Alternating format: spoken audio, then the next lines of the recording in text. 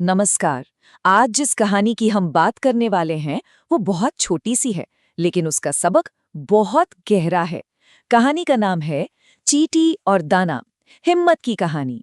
तो चलिए शुरू करते हैं एक सवाल से।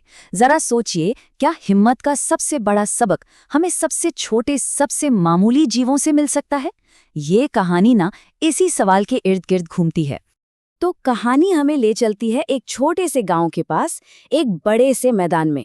मतलब बिल्कुल एक आम सी जगह, लेकिन यही कुछ बहुत ही खास होने वाला था। तो कहानी का पहला हिस्सा है एक असंभव चुनौती।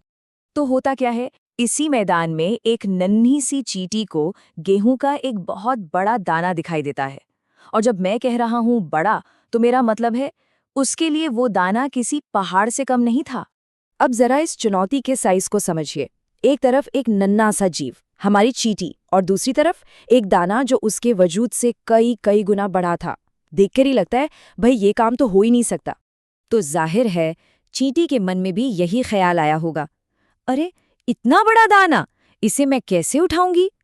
एक पल के लिए वो भी हिचकिचाई, पर फिर उसके अंदर से एक आवाज आई, लेकिन कोशिश करने में क्या हर्ज है? बस यही वो एक सोच थी जिसने पूरी कहानी बदल दी। तो अब आता है कहानी का दूसरा पड़ाव, अकेला संघर्ष। और उसका सफर आसान तो बिल्कुल नहीं था।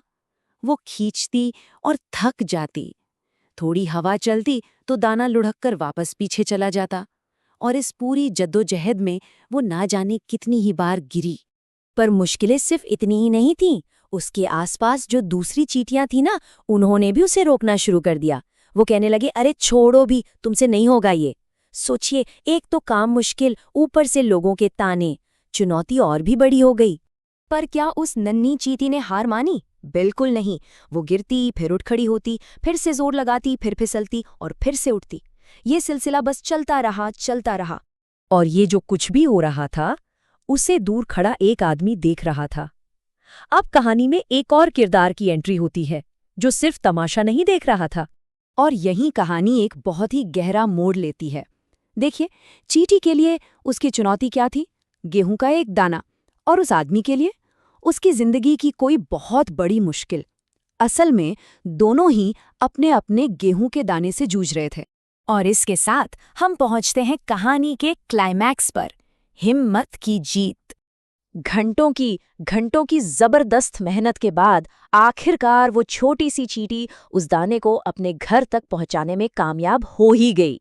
सोचिए, उसकी जिद और हिम्मत आखिरकार रंग लाए। चींटी की ये जीत देखकर ना उस आदमी को जैसे एक झटका सा लगा।